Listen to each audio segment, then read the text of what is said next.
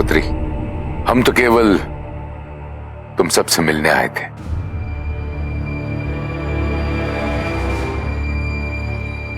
अब लौटने का समय आ गया। पिताजी, माँ, हम भी आपके साथ चलेंगे।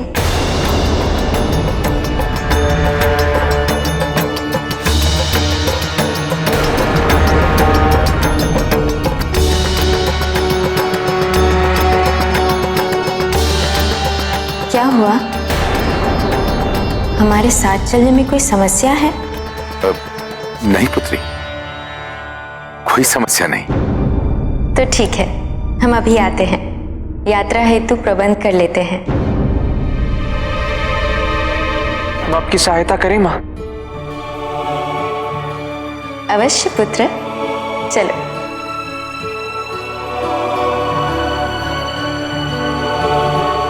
महाराज, जब पार्वती हमारे साथ हमारे भवन पहुंचेगी तो उसे सत्य ज्ञात हो जाएगा और उसे बहुत दुख होगा कि हमने इतनी बड़ी बात उससे छुपा कर रखी। हमें लगता है उसे बता देना चाहिए। नहीं मैनावती, हम पार्वती से कुछ नहीं कहना चाहते। हमें सदैव ज्ञात था वो आदिशक्ति, किंतु इसका अर्थ यह नहीं है कि उसकी सुरक्षा करना हमारा दायित्व नहीं है। आज एक पिता की इच्छा है कि वो अपनी पुत्री के प्रति अपना ये दायित्व निभाए। हम आपसे सहमत हैं, किंतु कब तक छुपा कर रखेंगे?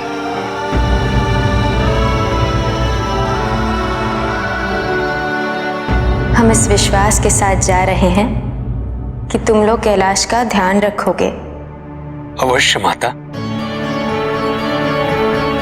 आप तनिक भी चिंता न करें।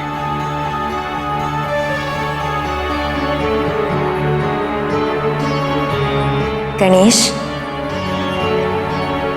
कार्तिकेय, तुम दोनों अपने दायित्वों की उपेक्षा कभी नहीं करते और हमारी अनुपस्थिति में तुम्हारे दायित्व और भी बढ़ जाएंगे। किंतु हम आश्वस्त हैं कि तुम उनके निर्वाह में कोई भी बाधा नहीं आने दोगे। हमें प्रसन्नता है माँ कि हम आपके इस विश्वास के योग्य बने। आशीर्वाद दीजिए माँ। नाना जी, नानी जी, आप जब भी कैलाश से जाते हैं तो यही अनुभूति होती है कि आप दोनों कुछ समय और रुक जाए। अब आप दोनों को अपने नाना नानी के पास आना होगा।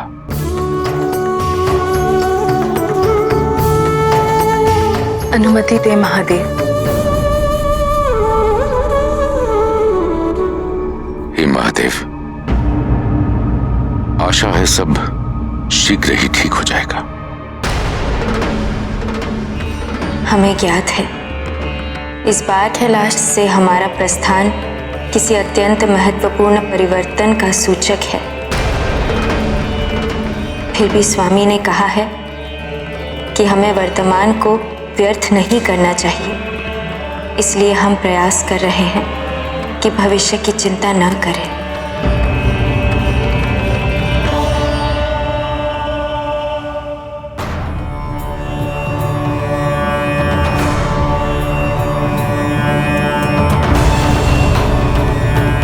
स्वामी,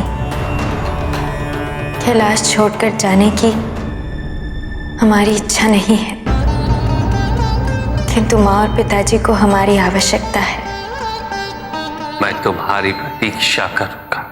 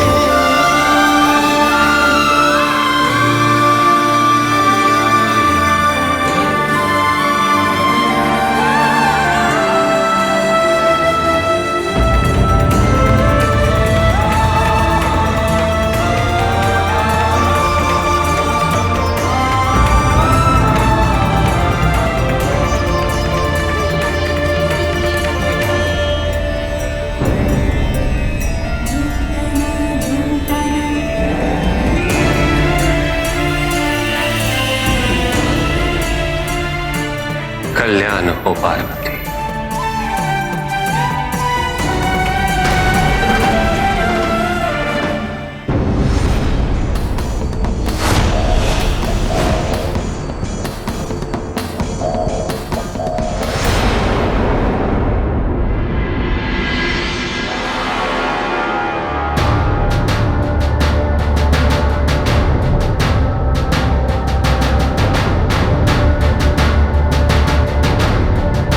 देवराजेंद्र,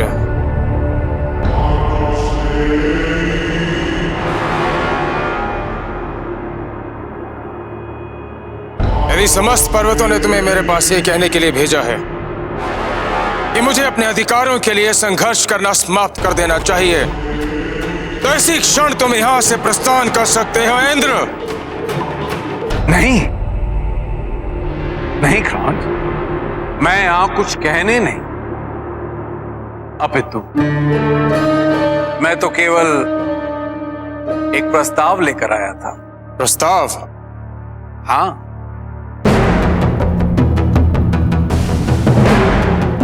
मैं तुम्हारी समस्या समझ गया हूं क्रांत।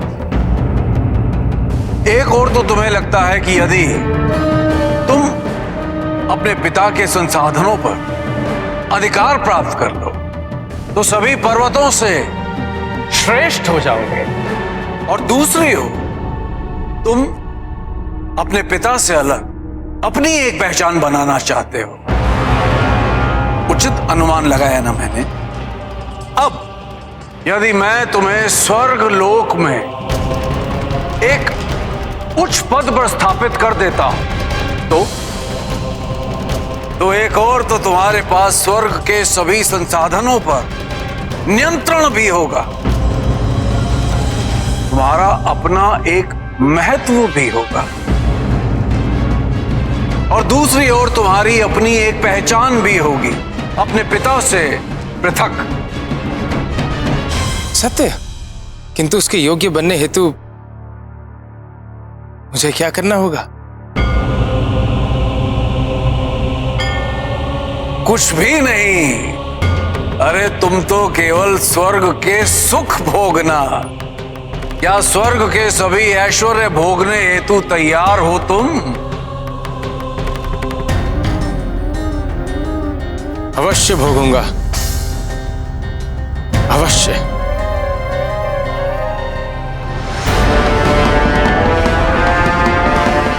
किंतु पर्वतराज क्रौंच बनने के पश्चात पुनः ऐसे लोभ देके मुझे भ्रमित करने का प्रयास मत करना। भले ही मैं तुम्हारी हत्या नहीं कर सकता इंद्र, किंतु तुम्हें अपमानित अवश्य कर सकता हूं।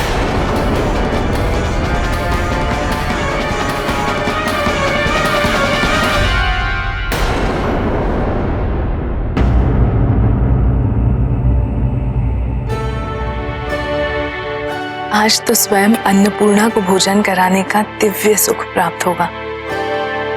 नहीं मां, आज ना अन्नपूर्णा ना आदिशक्ति, आज केवल एक पुत्री लंबे अंतराल के पश्चात अपने माता पिता के निवास लौटी है। उनके वात्सल्य के लिए ललायित, उनके साथ समय व्यतीत करने हेतु। संतान चाहे कितनी भी बड़ी क्यों न हो जाए, उसके लिए मां की चिंता कम नहीं होती।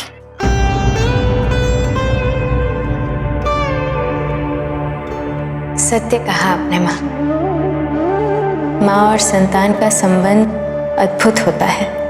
मां को तो सदैव संतान की चिंता रहती ही है, किंतु संतान भी माता पिता की चिंता भाप लेते हैं मां। जैसे गणेश, कार्तिकेय, अशोक सुंदरी, भले हम कितना भी छुपाने का प्रयत्न करें, उन्हें बोध हो ही जाता है।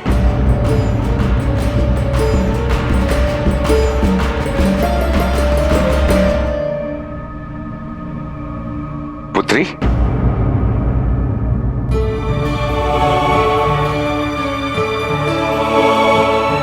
जब से तुम यहां पधारी हो केवल अपनी मां के साथ ही समय व्यतीत कर रही हो। को तो भूल ही गई। भूल तो मैं गई थी आपके लिए भोजन परोसना। अभी लेकर आते हैं।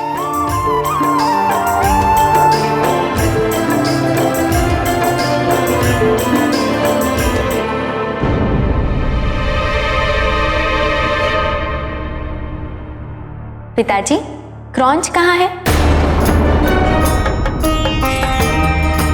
क्या कर रहा है वो? उसका कोई समाचार ही नहीं।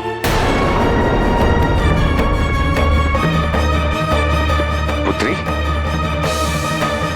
तुम तो जानती हो कि तुम्हारे भाई को अच्छा नहीं लगता यदि कोई उससे कोई प्रश्न पूछ ले या फिर ये पूछ ले कि वो क्या कर रहा है। हम उसके लिए चिंतित रहते हैं।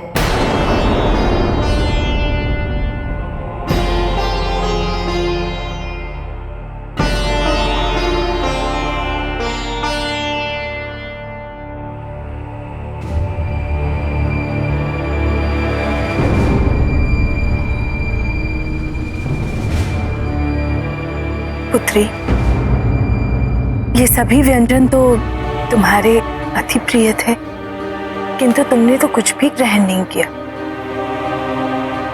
आज हम तुम्हें अपने हाथों से भोजन कराते हैं।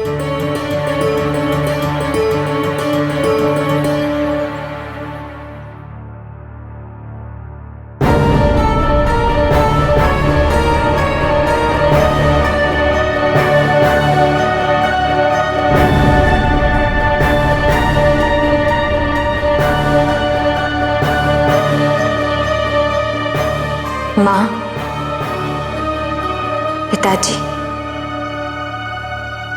हम समझते हैं कि आप हमें सत्य से अवगत क्यों नहीं कराना चाहते, किंतु हम आपसे पूछेंगे नहीं। हम प्रतीक्षा करेंगे आप जब भी बताना चाहें। और रहा प्रश्न क्रॉन्च का, तो उसे पहले एक बहन समझाएगी और उसके उपरांत आदि शक्ति।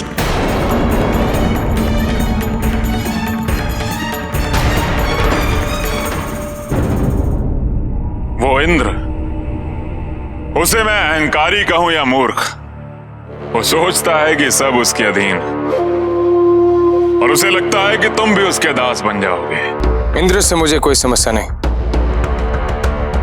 मेरी उलझन का कारण कोई और है। बहन पार्वती माता पिता के साथ कैलाश से यहां आ गई हैं। इसमें उलझन की क्या बात है क्रॉन्च? उनकी उपस्थिति मेरी योजना में बाधा अवश्य उत्पन्न करेगी।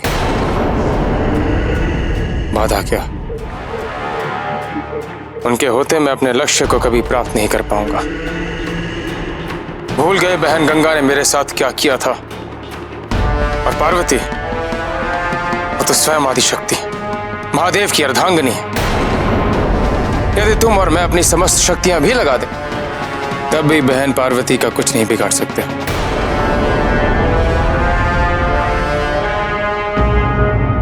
सोचो, यदि माता पार्वती को ज्ञात होता कि तुम क्या कर रहे हो, तो क्या वो तुम्हारा विरोध नहीं करती?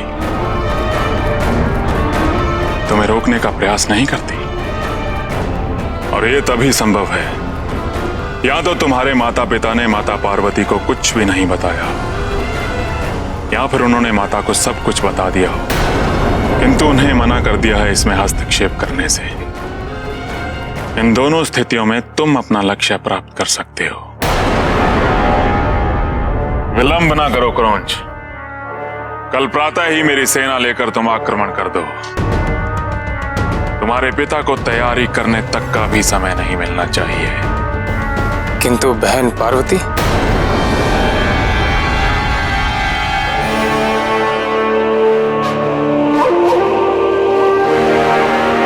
यदि वो युद्ध में तुम्हारे विरुद्ध आएंगी, तो तुम्हारी ओर से मैं आ जाऊंगा।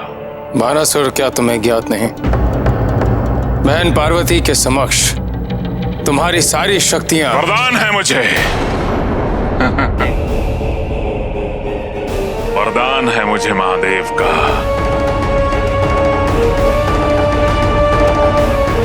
जिसके अनुसार माता पार्वती तो मेरा वध कदापि नहीं कर सकती है।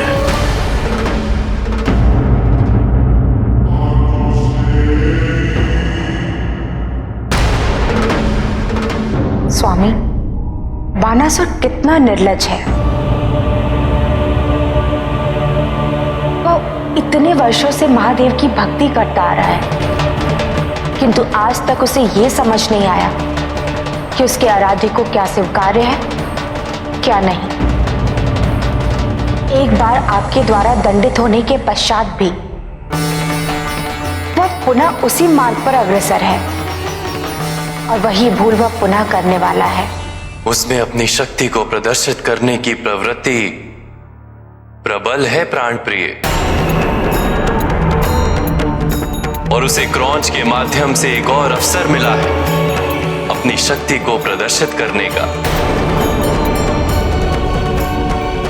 अपने पराक्रम को प्रमाणित करने का।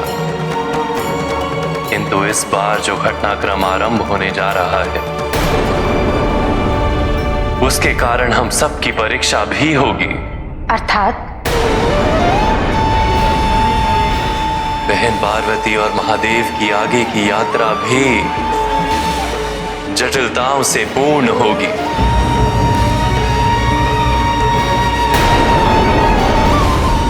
अनेक उतार चढ़ाव आएंगे।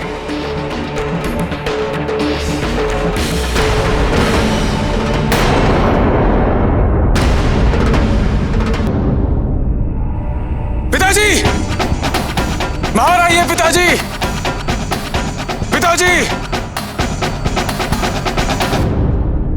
क्रौंच, माता पिता का सम्मान करोगे, इसकी अपेक्षा नहीं थी मुझे। किंतु तुम्हारी बहन पार्वती वो यहां है, उसकी उपस्थिति का मान तो रखो। उन्हें भी ज्ञात होना चाहिए कि उनके भाई के साथ आप किस प्रकार अन्याय करते हैं।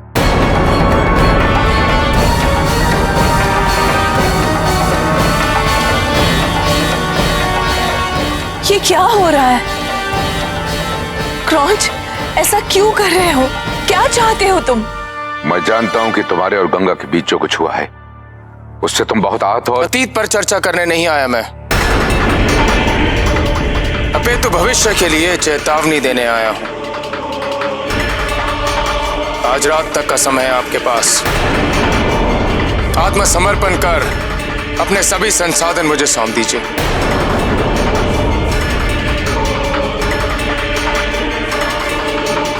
अन्यथा कल प्रातः क्रौंच और बानासुर की सेना के साथ युद्ध करने हेतु तैयार रहें। पुत्र, तुम मत कहिए मुझे पुत्र। इससे बड़े दुर्भाग्य की बात मेरे लिए और कोई नहीं कि मैं आपका पुत्र हूं। क्रौंच,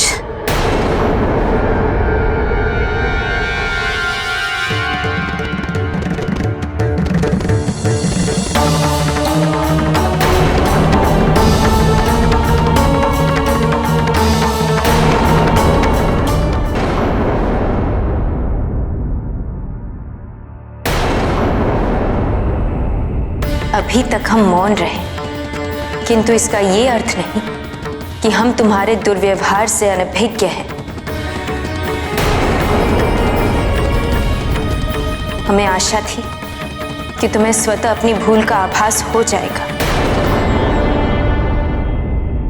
किंतु क्रौंच, तुमने हमें निराश किया है। अब क्या आदिशक्ति क्रौंच के साथ युद्ध करेंगे? यदि एक भाई अपनी मर्यादा का उल्लंघन न करे तो उसकी आवश्यकता नहीं पड़ेगी क्रौंच। मर्यादा मैं नहीं जानता। मैं केवल अधिकार जानता हूं, क्रौंच का अधिकार।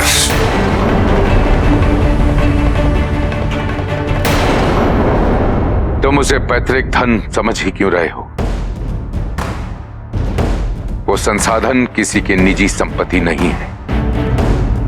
समस्त संसार के उपयोग के लिए है। और किस अधिकार की बात कर रहे हो तुम? अधिकार पर उत्तराधिकार तभी होता है जब पुत्र दायित्वों का भी उत्तराधिकारी बने। क्या कभी तुमने इस बात पर विचार किया है कि तुम्हारा कर्तव्य क्या है? तुम्हारा धर्म क्या है? अर्थात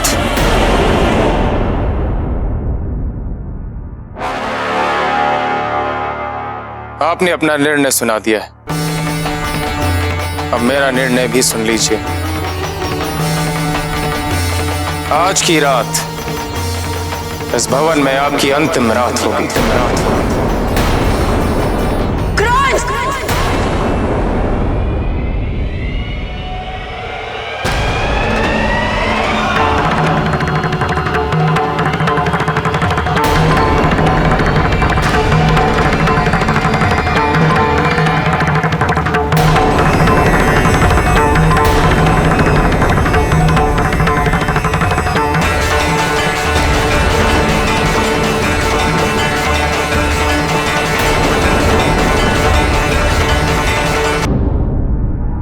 संसाधन किसी की निजी संपत्ति नहीं है, समस्त संसार के उपयोग के लिए है।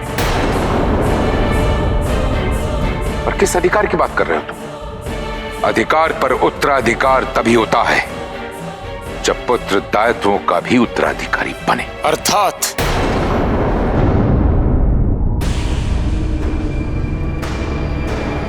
आपने अपना निर्णय सुना दिया है, अब मेरा निर्णय भी सुन लीजिए।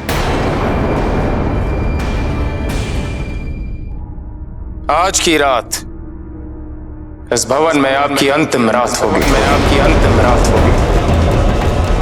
क्रांच! क्रांच!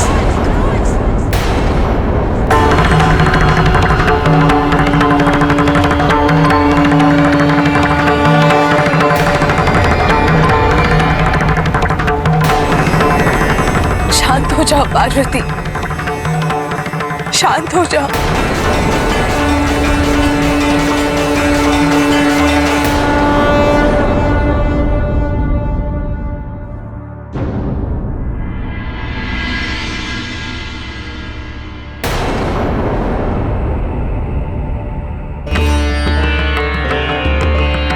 अभी इस क्षण यदि तुम जीवित हो तो केवल उन्हीं माता पिता के कारण जिनका तुम अपमान करते आए हो, किंतु अब और नहीं क्रॉन्च। यदि कल तुम अपने पिता के विरुद्ध सेना लेकर आए तो तुम्हें आदि शक्ति की प्रचंडता का सामना करना होगा।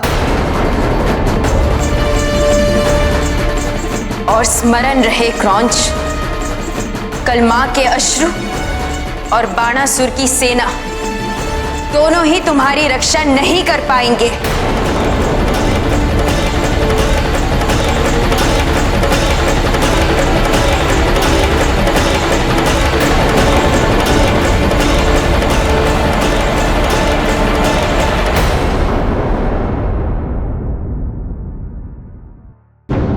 पिताजी, हमारे मामा जी क्रौंच के उपद्रव के कारण हम सभी अत्यंत व्यथित और चिंतित हैं।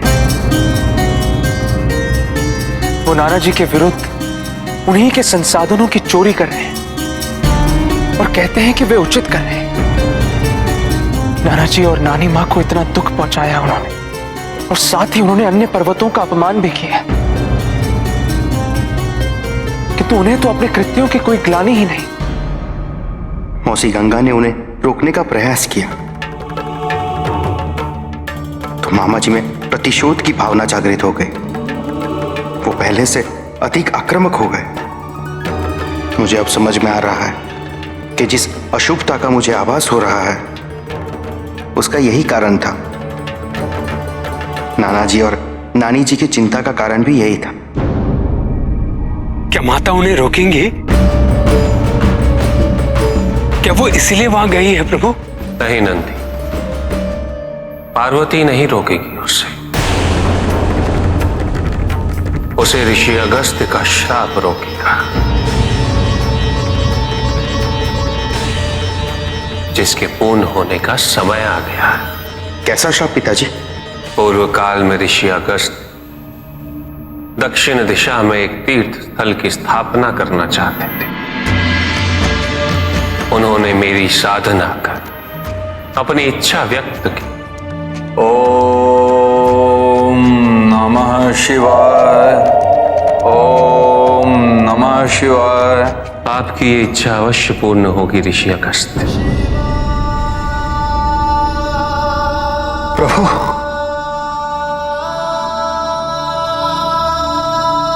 धन्य हो गया प्रभु, धन्य।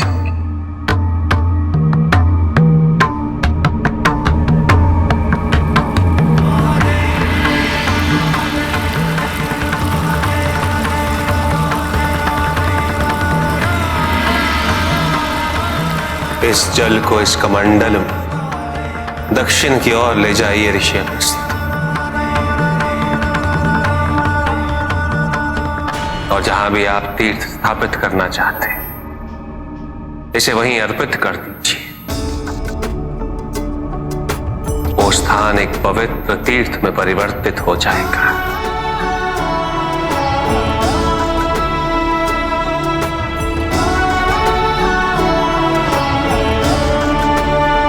और इस कमंडल का जल कावेरी नदी के रूप में प्रवाहित होने लगेगा।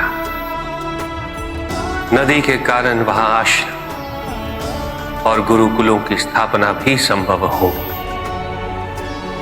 प्रजा को शिक्षित किया जा सकेगा ताकि वहां के राजा, वहां के धनी उनका शोषण न कर सके।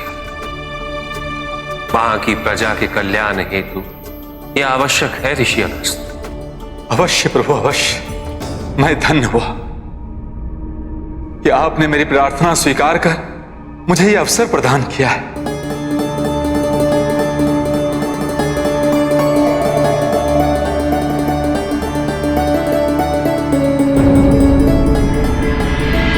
किंतु जब ऋषि अगस्त दक्षिण की ओर अग्रसर हुए तो क्रौंच ने उनका मार्ग अवरुद्ध किया। जो कुछ तुम्हारे पास है सब मुझे सौंप दो। कदाचित तुम भूल गए कि ऋषियों के पास देने के लिए केवल ज्ञान, वरदान और श्राप होते हैं। भयभीत हो गए हम, भयभीत। अगस्त्य ऋषि मुझे श्राप देंगे।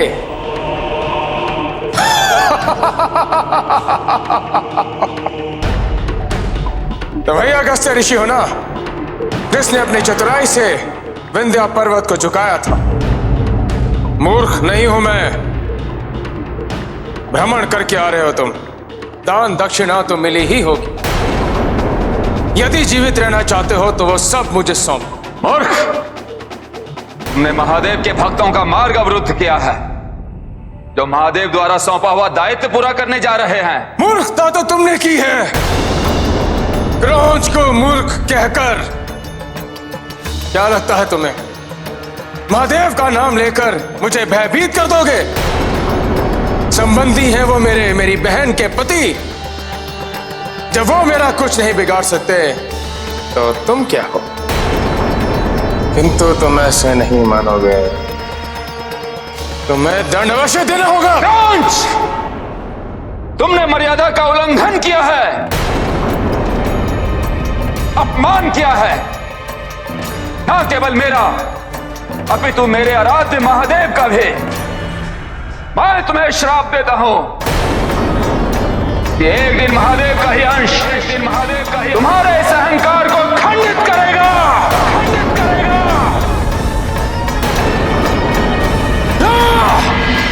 और शीघ्र ही वो श्राप पूर्ण होगा।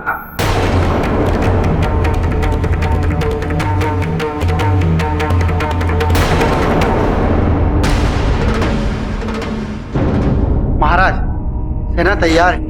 किसी भी परिस्थिति का सामना करने हेतु केवल आपके आदेश की प्रतीक्षा है।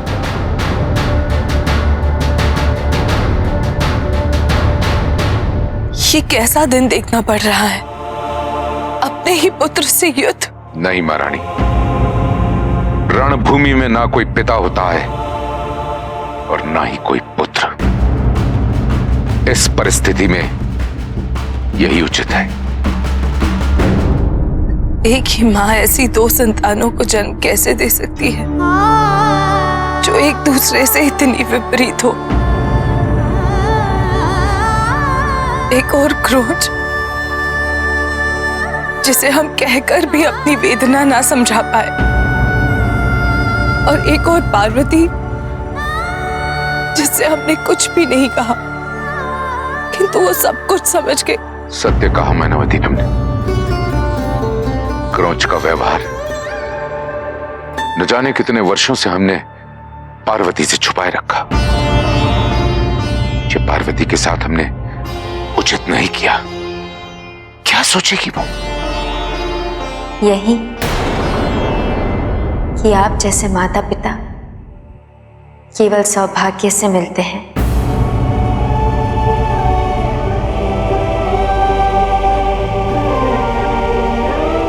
जो संतान को कष्ट ना देने के भय से सब कुछ स्वयं सहते रहते हैं। किंतु हमने कहा था ना मां, संतान भी अपने माता पिता का कष्ट समझ लेती है।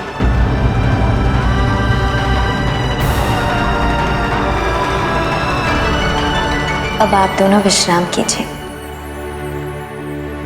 क्रोंच का निर्णय जो भी होगा, कल का दिन अत्यंत महत्वपूर्ण है।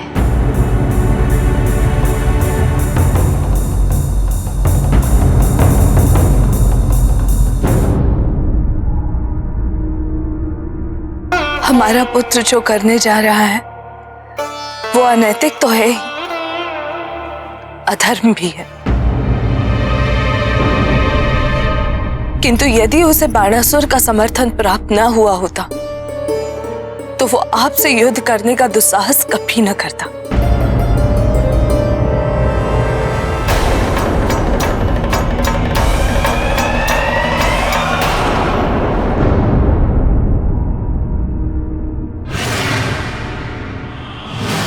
आज मैं इस ग्वाले को दिखाऊंगा कि भले ही ये कैसा भी माया युद्ध कर ले, कितना भी छल कर ले, मैं आज इसके वंश का विनाश कर दूंगा।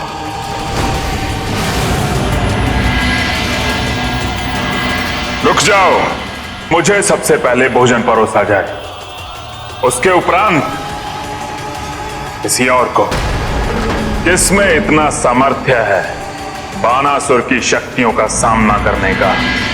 किंतु बहन पार्वती, यदि वो युद्ध में तुम्हारे विरुद्ध आएंगी तो तुम्हारी ओर से मैं आ जाऊंगा।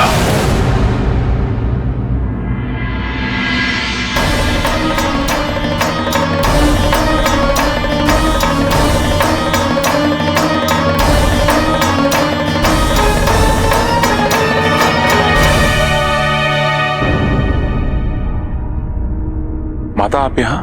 बाणासुर, महादेव और नारायण ने तुम्हें क्षमा दान इसलिए नहीं दिया कि तुम ऐसे अनैतिक उद्देश्य पूर्ति में क्रोंच की सहायता करो। माता, मुझे स्मरण है, सब कुछ स्मरण है, किंतु आप समझने का प्रयास करिए कि मैं क्रोंच का साथ क्यों दे रहा हूं। मैंने आपके भाई क्रोंच को वचन दिया था और उसी वचन की पूर्ति मेरा धर्म है। धर्म के नाम पर कर्म की उपेक्षा नहीं की जा सकती है। पहले भुगत चुके हो तुम बाणासुर। इस बार यदि तुम पुनः वही मूर्खता करोगे तो तुम्हारा अंत निश्चित है। अंत के लिए मैं चिंतित नहीं, क्योंकि उसकी चिंता तो स्वयं महादेव ने मुझे वरदान देकर पहले ही दूर कर दी थी। तुम अपने अहंकार में अंधे हो चुके हो। निर्भीकता को अहंकार समझना उचित है क्या? समय साक्षी है बाणासुर। वरदान का दुरुपयोग करने वालों का क्या परिणाम होता रहा है, स्मरण कर लेना।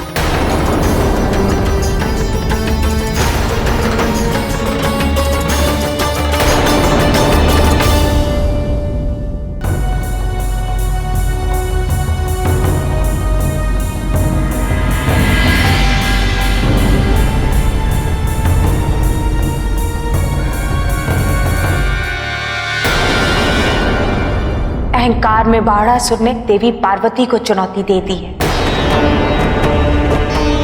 क्या उसे ये ज्ञात नहीं कि उसका अंत करने में देवी पार्वती को एक क्षण भी नहीं लगेगा?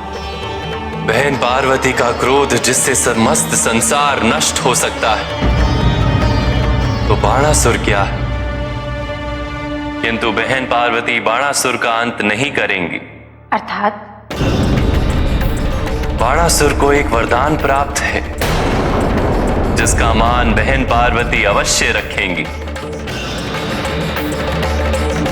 क्योंकि वो वरदान स्वयं महादेव ने दिया है। प्रभु, मैं धन्य हुआ जो आपने मुझे ऐसा अद्भुत वरदान दिया है। मुझसे अधिक शक्तिशाली दूजा और कोई भी नहीं है इस पूरे संसार में। किंतु मेरी चिंता का विषय केवल एक, इस वरदान को पाकर भी मैं अजय नहीं, अमर नहीं, किंतु भविष्य में किसी और ने ऐसी तपस्या कर कोई ऐसा वरदान पा लिया जिससे वो मुझसे भी अधिक शक्तिशाली बन जाए और मुझे पराजित कर दे। फिर इस वरदान का मेरे लिए क्या लाभ होगा प्रभु? मैं ये भी जानता हूं कि त्रिदेव कभी भी अमृतत्व का वरदान नहीं देते। मैं तुम्हें अमृतत्व का वरदान तो नहीं दे सकता, किंतु मैं तुम्हें यह वरदान देता हूं बाणासुर कि तुम्हारा अंत केवल एक कुंवारी कन्या द्वारा ही संभव होगा। मैं कृतज्ञ हूं प्रभु, आजीवन आपका आभारी रहूं, आजीवन।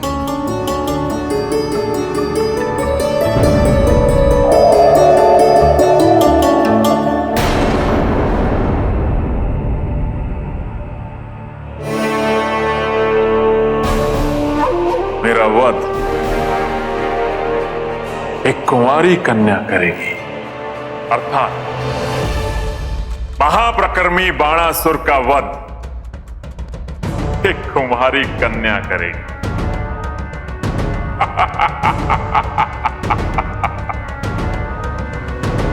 जिस बाणासुर का सामना देवी देवता भी नहीं कर सकते, उसका वध केवल एक कुंवारी कन्या करेगी।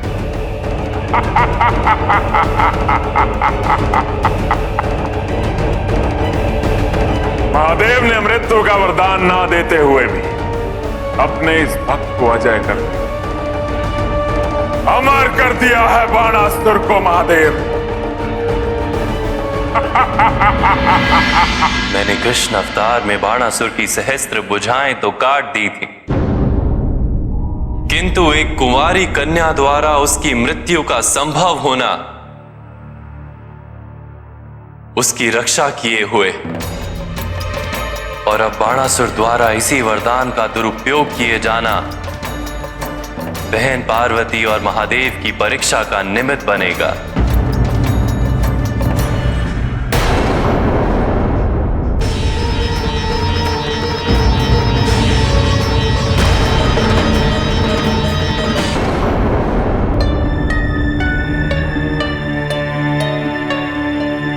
माता पार्वती ने स्वयं आपसे कहा कि आप जो कर रहे हैं वो उचित नहीं है। क्या अब भी आप कहेंगे कि आपके आराध्य ने आपको संकेत नहीं दिया? क्या अब भी आप क्रौंच की सहायता करेंगे? कौन कहता है कि मैं क्रौंच की सहायता कर रहा हूं? उसका अंत निकट है। कल जब वो हिमावन पर आक्रमण करेगा तो हिमावन की सहायता हेतु कार्तिकेय या गणेश वहां अवश्य आएंगे।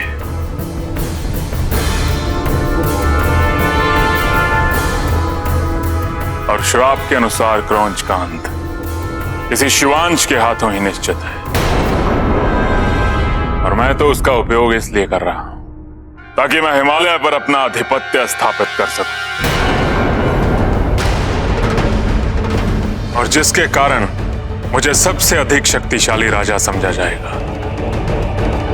सब भयभीत होंगे मेरी चतुराई और मेरी शक्तियों से। कल बाणासुर एक और विजय अंकित करेगा।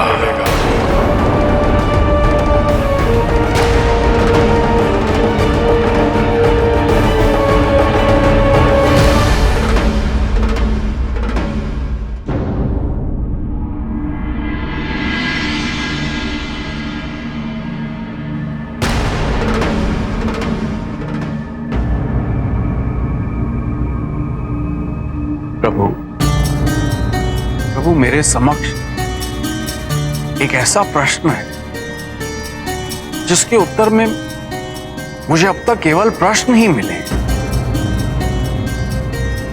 मैंने इस समस्या को हर दृष्टिकोण से देखने का, समझने का प्रयास भी कर लिया, किंतु समाधान मिल ही नहीं रहा है प्रभु। अब आपसे क्या छुपा हुआ है?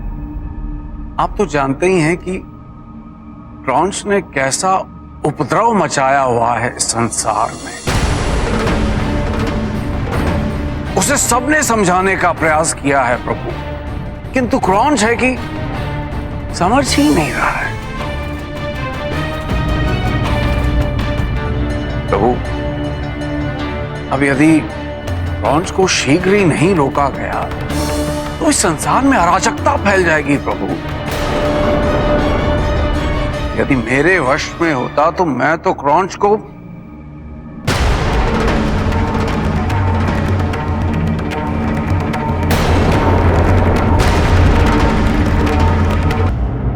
प्रभु, वो आपका संबंधी है, माता का भाई है वो। उस पर आक्रमण करने पर संकोच होना तो मेरे लिए स्वाभाविक है ना प्रभु। और कदाचित इसीलिए सब उसके अपराध क्षमा करते जा रहे हैं, क्योंकि कोई भी उसे दंडित कर आपका या माता का अपमान नहीं करना चाहता है प्रभु। न्याय केवल कर्म के आधारों पर होता है, इंद्र संबंधों के आधारों पर नहीं। क्रॉन्च को अपने कर्मों का फल अवश्य भुगतना होगा। तुम्हें क्रॉन्च के संबंध में चिंता करने की आवश्यकता नहीं है, क्योंकि यह दायित्व कोई और पूरा करने वाला है। और समय आने पर क्रॉन्च को स्वयं उससे युद्ध करना पड़ेगा।